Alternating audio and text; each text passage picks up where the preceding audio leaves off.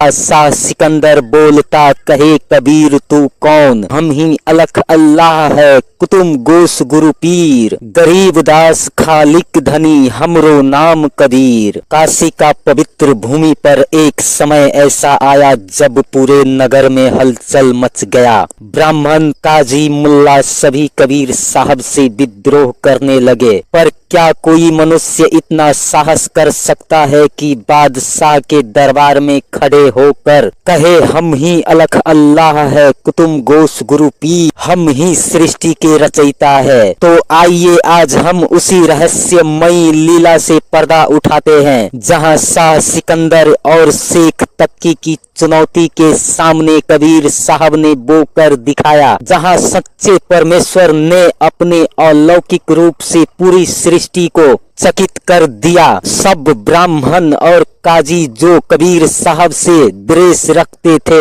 बादशाह से फरियाद करने लगे कि यह कबीर बड़ा काफिर है, इसने जादू से रामानंद स्वामी को जीवित किया है और हिंदू तथा मुसलमान दोनों दिनों का खंडन करता है और अपने को परमेश्वर कहता है, प्रत्यक्ष में ही पुकारता फिरता है कि मैं समस्त संसार का रचयिता हूँ और सदैव कुर्फ बताता रहता है। तब बादशाह ने कबीर साहब से पूछा, शाह सिकंदर बोलता कहे कबीर तू कौन, गरीब दास गुजरे नहीं कैसे बैठा मौन। उत्तर कबीर साहब, मैं कबीर सर्वज्ञ हूँ सकल हमारी जात, गरीब पिंड प्राण में युग युग संग साथ। जब कबीर साहब ने सबके सामने साधारण बादशाही इजलास में अपने परमेश्वर होने का दावा किया और खुल्लम खुल्ला कहा कि मैं समस्त सृष्टि का रचयिता हूँ, तब बादशाह ने एक गाय मंगवाई और सामने हलाल कर बाकर कबीर साहब से कहा कि यदि आप परमेश्वर हो तो इस गाय को जीवित करो। कबीर साहब ने बादशाह से कहा, क्या ईश्वर की परीक्षा इसी से होती है? तुम्हारे पीर ने तुम्हें यही उपदेश दिया है। इतना कहकर चुटकी तारी थाप दे गौ जिलाई बेग, गरीब दास दूहन लगे दूध भरी है देग। जब शाह ने गाय को हलाल करवाया और कबीर साहब से कहा कि इस गौ को जीवित करो, तब कबीर साहब ने उस गाय को थापी दिया, चुटकी मारा, उसी समय वह उठ खड़ा हुआ और उसका सब घाव तथा दर्द मिट गया। उसका स्तन दूध से भर गया और उसके दूध से बर्तन भर गए। उस दूध को पीकर लोग अत्यंत हर्षित हुए और शाह सिकंदर तथा उसके सभासद इस कौतुक को देखकर अत्यंत आश्चर्यचकित हुए। बादशाह ने विशेष श्रद्धा विश्वास किया शेख तक्की का क्रोध और कबीर साहब की कसनी। जब शाह सिकंदर के पीर शेख तक्की ने देखा कि अब तो शाह सिकंदर ने कबीर साहब पर बहुत विश्वास किया और उनकी अत्यंत प्रतिष्ठा तथा मर्यादा करता है, तब वह जल मरा। कारण यह कि बड़ा ही द्वेषी तथा ईर्षा करने वाला था। तब उसने बादशाह से कहा कि ए सिकंदर, आपने जुलाहे से प्रेम तथा मुझसे बैर किया, तब ए गुरुजी आप तो मेरे पीर हो और वह एक दुर्वेश साधु है। आपने आज्ञा दिया था कि गुरु तथा फकीर स्वयं परमेश्वर है। आप और कबीर साहब एक ही है। मैं जलन की बीमारी से मर रहा था, मेरे जाते हुए प्राण उसने वापस दिलाया और मुझे घातक रोग से आरोग्य लाभ मिला। जब बादशाह ने ऐसा कहा तब शेख तक्की चुपचाप अपने डेरे को चले गए। शेख तक्की और बादशाह की जो बातें हुई उन सब का पता लगाकर बैरियों ने अपने मतलब का अवसर पाया। जब शेख तक्की अपने डेरे में बैठे तब वे लोग शेख तक्की के पास आकर एकत्रित हुए और ब्राह्मण तथा मुल्ला सब मिलकर कहने लगे कि यह कबीर बड़ा काफिर है, यह हिंदू तथा मुसलमान दोनों की निंदा करता है। हम लोग गुरु तथा देवता के नाम पर जो बलि प्रदान करते अथवा कुर्बानी चढ़ाते और बकरी मुर्गा चढ़ाते हैं, उसको देखकर यह हम लोगों को कसाई कहता है। इसको समस्त काशी बासी मानते हैं और हमारी कोई बात नहीं मानता। यदि यह जुलाहा किसी प्रकार मारा जावे तो हमारी छातियों पर से भारी बोझ टल जावेगा। जब शेख तक्की ने ब्राह्मणों तथा मुसलमानों से ऐसा सुना तब अत्यंत प्रसन्न हुए और कहने लगे कि जुलाहे का मुझसे तो पहले से ही बैर हो चुका था और अब तुम लोगों का अब यह बात सुनकर मन को बहुत आनंद मिला और अब तो मैं निश्चित कबीर का वध करूंगा, उसे कदापि जीवित नहीं छोड़ूंगा। मेरा नाम शेख तक्की है और मैं बादशाह सिकंदर का पीर हूँ। देखूं तो वह मेरे हाथों से किस प्रकार बचता है। चाहूं तो नदी में डुबाऊं, चाहूं तो अग्नि में दहन कर दूं, चाहूं तो दीवार में चुन बांधूं, चाहूं तो टुकड़े टुकड़े काट कर चूर चूर कर दूं और यदि चाहूं तो तोप के सामने रख कर उड़ा दूं, चाहूं तो कुएं में बंद कर दूं और चाहूं तो हाथी से चिरवा डालूं। यह बात सुनकर काजी तथा पंडितगण अत्यंत प्रसन्न हुए और शेख तक्की की स्तुति करने लगे, क्यों न हो, वाह वाह, आपसे सब कुछ होगा। अब आप कृपा करें कि यह जुलाहा किस प्रकार मारा जावे। यह बात सुनकर शेख तक्की बादशाह के पास चले और जाकर कहा कि ए सुल्तान, तू मेरा कहना मान ले और इस जुलाहे के कत्ल की आज्ञा दे। इसने बड़ा कुर्फ मचाया है। यदि तू इसको मरवा न डालेगा तो मैं तुझको श्राप दूंगा जिससे तेरा सत्यानाश हो जाएगा। यह बात सुनकर शेख तक्की को बादशाह ने समझाया कि ये पीर जी, आपने तो मुझसे कई बार कहा था कि पीर फकीर स्वयं परमेश्वर है। अब आप क्यों कबीर साहब के प्राण घातक के निमित्त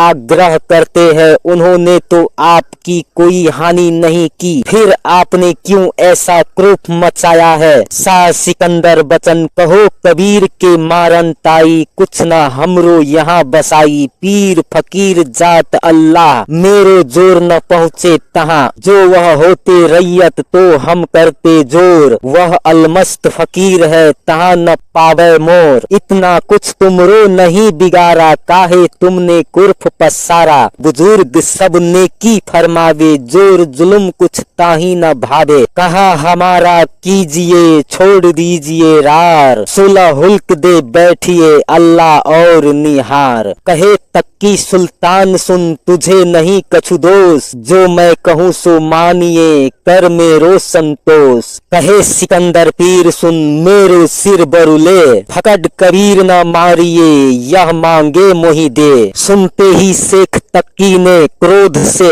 सिर से ताज जमीन पर मारा। निपट बिकल देखाते ही भाई, तब हम शाह से कहा बुझाई। तब सतगुरु ने कहा, कहे कबीर सुनो सुल्ताना, करो पीर को वचन परमाना। पीर कहे सो करो तुम, हमें नहीं कछु त्रास, हम हूँ कहे सतनाम बल, कहे कबीर सो दास। तब सिकंदर ने कहा, कहे सिकंदर सुनो जी पीरा, मन माने सो करो कबीरा। डारो मार कबीर को, हम नहीं माने औन, ताका कभू न भला हो, जो करे फकड़ का खून। तब शेख तक्की ने कहा, शेख तक्की तब कहे ऋषियाई, है कोई बांध कबीरा भाई, गंगा में डुबाया जाना। शेख तक्की आपे उठे काजी पंडित झार, बांध बांध सब कोई कहे, कोई न करे गुहार। बांध बांध पग बांध के, बोर गंगा जल नीर, नहीं संशय निश्चय होई, निर्भय साहब कबीर। गंगा जल पर भय आसन बंद परे, पहराए जन कबीर सतनाम बल,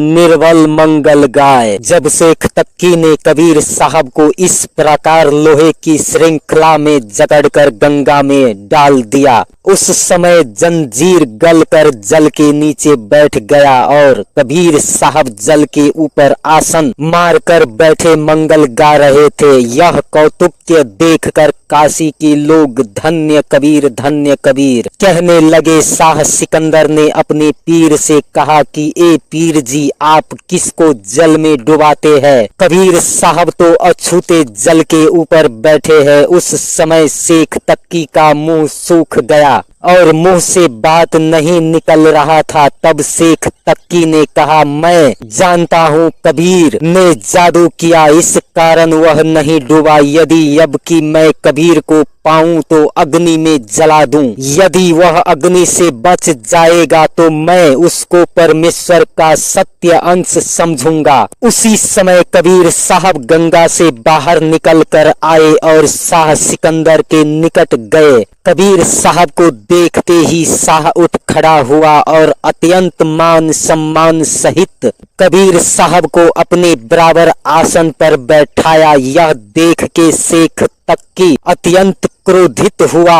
उसके नेत्र रक्त वर्ण के समान हो गए। उसने कहा, ए कबीर, तूने जादू किया, इस कारण जल में नहीं डूबे। तब कबीर साहब ने कहा कि ए शेख जी, जैसा आप हो वैसा मुझको मत समझो। मैं जादू क्या जानू, मुझको तो केवल साहब नाम का आधार है।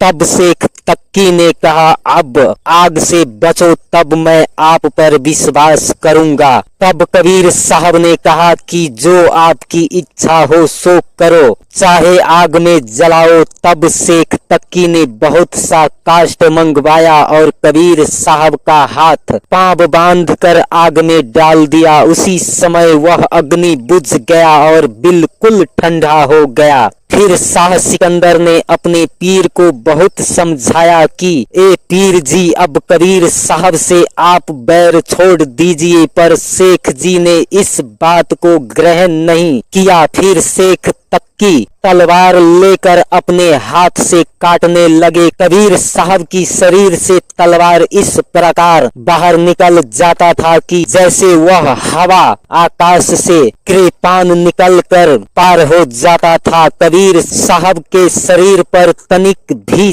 चिन्ह नहीं हुआ और न कोई रोम मैला हुआ। शेख जी मारते मारते थक गए। तब शेख जी ने कबीर साहब को एक गेंद में बंद करके और गेंद का मुंह भली भांति बंद करके अग्नि पर रख दिया और स्वयं खड़ा हो गेंद के नीचे अग्नि जलवाने लगा। उस समय बादशाह ने समाचार भेजा कि पीर जी, आप किसको आंच दिलाते हैं? कबीर साहब तो मेरे पास बैठे हैं। तब शेख ने गेंद का मुंह खोला तो देखा खाली पाया। फिर शेख ने कबीर साहब को तोप पर बांधकर उड़ाया। तोप में जल भर गया। फिर हाथी से चिरबाया और वह हाथी चीख मार कर भाग गया। फिर शेख तक्की ने कबीर साहब को कुएं में डाल दिया और उस कुएं को ईंट तथा पत्थर से भर रहे थे और कबीर साहब शाह सिकंदर के समीप जा बैठे। तब शाह सिकंदर ने अपने पीर के पास समाचार भेजा कि पीर जी, आप किसको कुएं में बंद कर रहे हो? कबीर साहब तो मेरे निकट बैठे हुए हैं। जब शाह ने समाचार भेजा तो शेख तक्की शाह के पास आया और वहां कबीर साहब को बैठा देखकर लज्जित हुआ।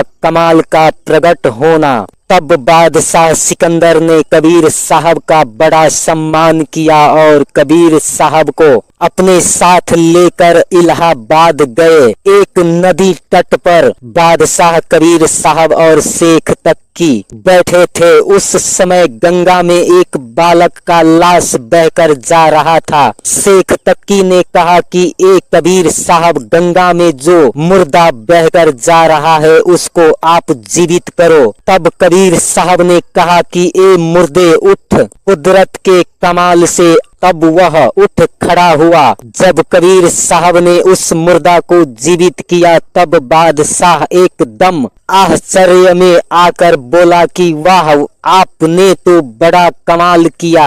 कबीर साहब ने कहा, अच्छा लो, आज से इस लड़के का नाम भी कमाल हुआ। यह जगत में मेरा पुत्र कहकर प्रसिद्ध होगा। उसी दिन से कमाल हुआ और वह कबीर साहब का पुत्र कमाल कहलाता है। इस प्रकार शेख ने कबीर साहब से 52 लीलाएं देखी। तब बादशाह और शेख तकी दोनों पर जोर कर खड़े हुए और निवेदन करने लगे कि ए कबीर साहब, आप परमेश्वर हो, आप ही खुदा हो और आप ही हमारे गुरु तथा पीर हो, हमारा सब अपराध क्षमा करो। तब कबीर साहब ने कहा कि आपका कुछ दोष नहीं, कंठ कुल्हाल अगाध, मस्तक दीना भार, गरीब साह यूं कहे, बख्शो अब की बार, तहाँ सतगुरु लौलीन हो, परचा अब की बार, गरीब दास साह यूं कहे, अल्लाह देव दीदार। सुनो काशी के पंडितों, काजी मुल्ला पीर, गरीब दास उस चरण गही, गरीब दास उस चरण गही, अल्लाह अलख कबीर। यह कबीर अल्लाह है, उतरा काशी धाम, गरीब साह यूं कहे, झगड़ मुए बेकाम, क्यों बिगड़ी डगरी दुनिया, कहत कबीर समूल, गरीब दास उस वृक्ष के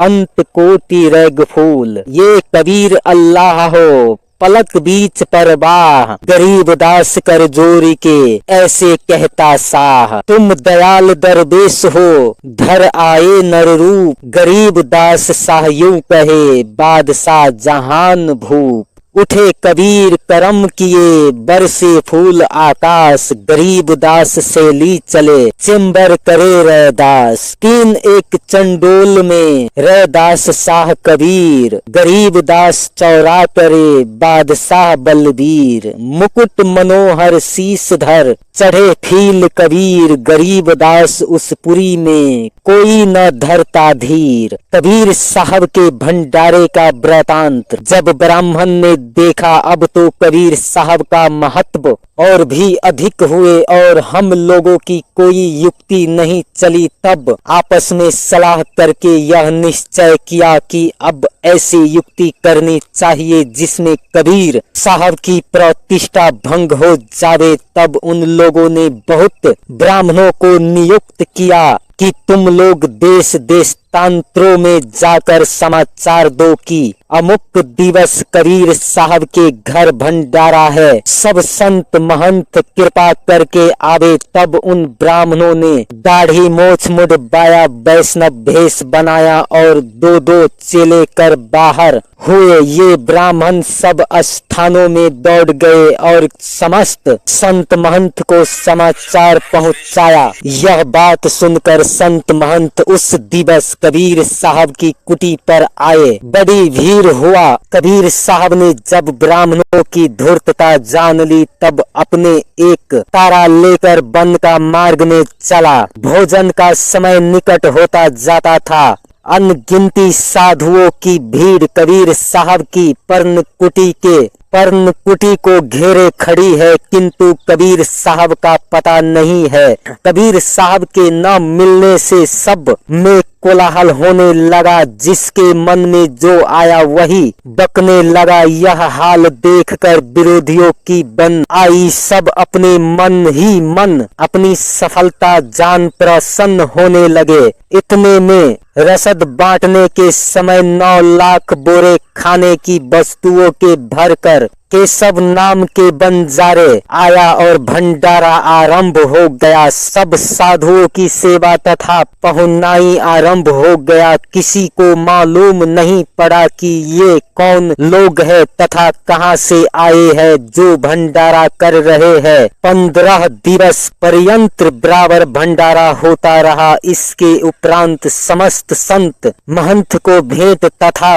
वस्त्र आदि देकर केशव ने विदा किया और सब धन्य कबीर और जय जय कबीर कहते हुए विदा हुए। और विरोधी ब्राह्मण सब मुंह पसार कर रह गए। कुछ न बना तब लक्ष्मी जी का कबीर साहब को लुभाने आना। विष्णु ने लक्ष्मी जी से कहा कि तीनों लोक में तो ऐसा कोई नहीं है जो तुम्हारे नैनन बाण द्वारा आहत ना हुआ हो और तुम्हारी मोहिनी मूर्ति और तुम्हारी कटाक्ष द्वारा आत्मा विस्मृति न कर गया हो। पर जब कबीर साहब पर अपना जादू डालेगी तब मैं तुम्हारे मनमोहन मंत्र की प्रशंसा करूंगा। तुम काशी को जाओ और कबीर साहब को लुभाओ। तब लक्ष्मी जी रूप बदलकर काशी में कबीर साहब के पास यत्यंत हाव भाव के साथ और कबीर साहब के सामने खड़ी होकर कहने लगी कि ये महाराज आप मुझको अपने घर में रखो, मैं आपके साथ निवास करना चाहती हूँ। तब कबीर साहब ने उसकी और दृष्टिपात भी नहीं किया और कहा कि ए लक्ष्मी, तू मेरे समीप क्यों आया है? क्या स्वर्गलोक उजाड़ पड़ा है जो तू मेरे पास यहाँ आई है? मुझे तेरी कामना नहीं है, तू यहाँ से शीघ्र चला जा। तब लक्ष्मी निराश होकर बैकुंठ को पलट गया। फिर विष्णु आए और कहने लगे कि कबीर साहब आप जो कुछ मांगो, राजकाज, धन संपत्ति, जो सब मैं तुमको दूं। तब कबीर साहब ने कहा कि इन सब वस्तुओं की तो मुझको कामना नहीं है, यदि तुम्हारे पास वह नाम हो कि जिससे आवागमन मिट जावे तो वह मुझको दे दो। विष्णु ने कहा कि यह तो मेरे अधिकार से बाहर है और धन्य कबीर कहते हुए बैकुंठ को पलट गए। यह सब कौतुक के जब सिकंदर शाह स्वयं देख चुका तब चकित हो रहे थे और ब्राह्मण और मुल्ला काजी इत्यादि सब लज्जित होकर रह गए। शाह सिकंदर कबीर साहब को दिल्ली ले गया। आश्चर्य चरित्र का वर्णन। एक बार कई संतों को साथ लिए हुए कबीर साहब सम्मन भक्त के घर गए। सम्मन की स्त्री का नाम नेकी था और पुत्र का नाम शिव था। जिस दिन कबीर साहब सम्मन भक्त के घर गए उस दिन खाने की कुछ भी सामग्री नहीं था। कई घरों में उधार मांगने पर भी निराश होकर सम्मन अपने पुत्र के साथ किसी के घर में चोरी करने का विचार करके बाहर हुआ और एक साहूकार के घर में जाकर सेंध काटकर शिव अंदर गया। वह वहां से आवश्यक अनुसार खाने की सामग्री लेकर बाहर पिता को दे दिया। जब शिव सेंध से बाहर निकलने लगा तब महाजन ने भीतर से पांव पकड़ लिया। तब शिव ने अपने पिता से कहा कि मैं तो पकड़ा गया और अब मेरी हुर्मत जाती रहेगी, इस कारण तू मेरा शीश काट ले जिसमें मैं पहचाना न जा सकूं। तब सम्मन ने अपने पुत्र का शीश काट लिया और काटा शीश और अपने पुत्र का सिर लेकर अपने घर आया। शिव का सब वहां ही पड़ा रहा। सम्मन ने अपने बेटे के शीश को एक ताक पर रख दिया और आटा सीधा अपनी स्त्री को देकर कहा कि भोजन तैयार कर, रोना नहीं, यदि रोएगी तो और दुख प्रकट होगी तो साधु भोजन नहीं करेंगे।